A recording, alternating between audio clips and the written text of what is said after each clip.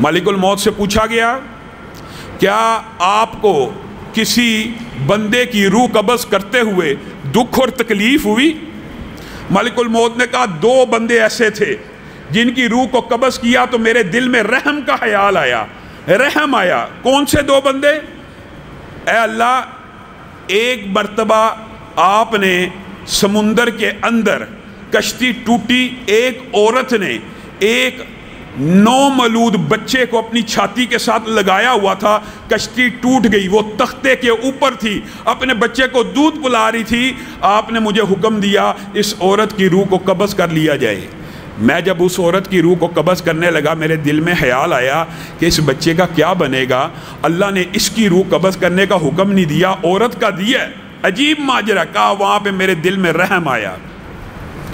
کہا دوسرا واقعہ یہ تھا جب شداد نے ساری زندگی کمائی کی، اس کمائی سے خوبصورت باغات بنا لیے، جنت قائم کر لی، سارا مال و دولت لگا لیا، ظلم جبر ساری جادو کی، ساری طاقتوں کی، ساری حرام کمائی کا اپنا خوبصورت ترین باغ عام معنوں میں جنت ہی بنا لی، اس میں آرائش کر کے زبائش کر کے بڑی شان و شوکت سے جب اس میں داخل ہونے لگا پوری زندگی کی جمع پونجی جمع کر کے، تو آپ نے مجھے کہا تھا کہ شداد کو اس کے اندر قدم نہ رکھنے دینا، ابھی اپنی جنت میں داخل نہ ہو، اس کی روح کو قبض کر لیا جائے۔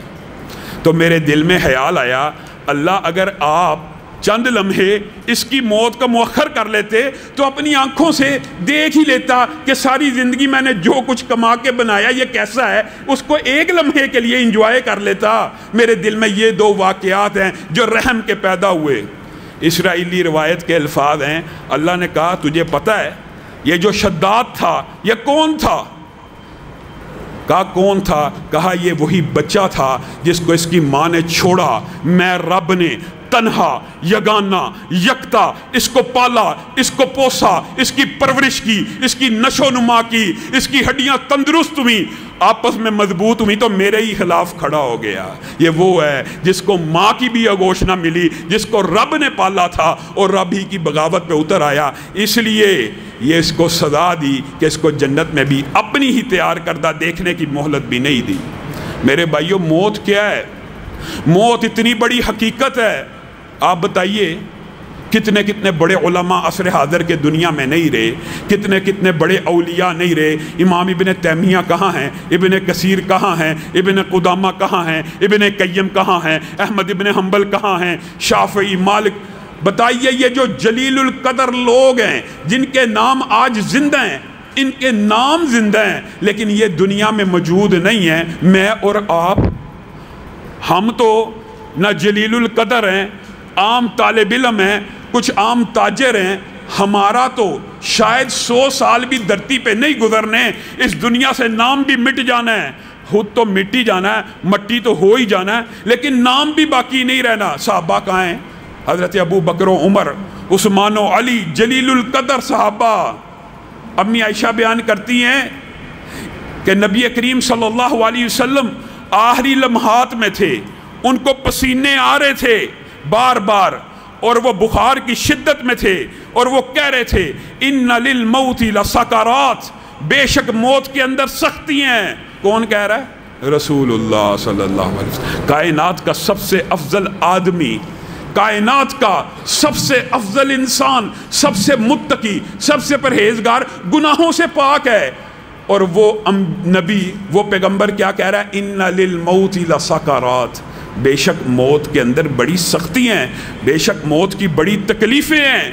اماں عائشہ کہتی ہیں یہ الفاظ میں نے اپنے کانوں سے سنے تھے، اس کے بعد جب میں سنتی کہ فلاں شخص کے اوپر بڑی شدت سے موت آئی، میرے دل میں کبھی بھی اس کے بارے میں کوئی برا خیال نہ آتا، کیونکہ میں نے محمد الرسول اللہ صلی اللہ علیہ وسلم کو اپنے ہاتھوں میں جان دیتے ہوئے دیکھا۔ جبریل امین آئے تھے، ملک الموت بھی آئے تھے، کٹھے آئے، انبیاء کے پاس آتے ہیں۔ حضرت موسیٰ کا سارا واقعہ آپ نے سنا ہوا کہ حضرت موسیٰ کے پاس بھی ملک الموت آئے، یہ حدیث تو صحیح ہے، یہ اسرائیلی روایت نہیں ہے۔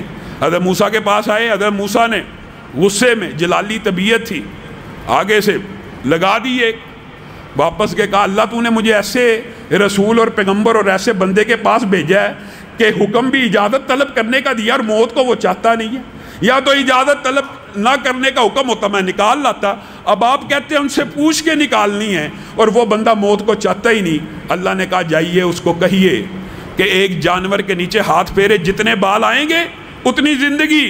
مالک الموت آئے، کہا میں تو اللہ کا بھیجا ہوا ایک پیغمبر اور رسول تھا، آپ نے میرے پہ غصہ اتار دیا، اللہ تعالیٰ نے آپ کی زندگی بڑھا دی ہے۔ موسیٰ نے کہا کتنی؟ کہا یہ آپ جانور کے اوپر ہاتھ پھیریں، جتنے ہزاروں لاکھوں بال آ جائیں گے اتنی آپ کی زندگی، پھر کیا ہوگا؟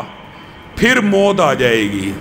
حضرت موسیٰ ایک دم سمجھ گئے کہ موت کا وقت تو مقرر ہے، کہا ٹھیک ہے اس کے بعد بھی اگر موت ہے تو میں ابھی آپ کو اجازت دیتا ہوں میری روح کو قبض کر لیا جائے۔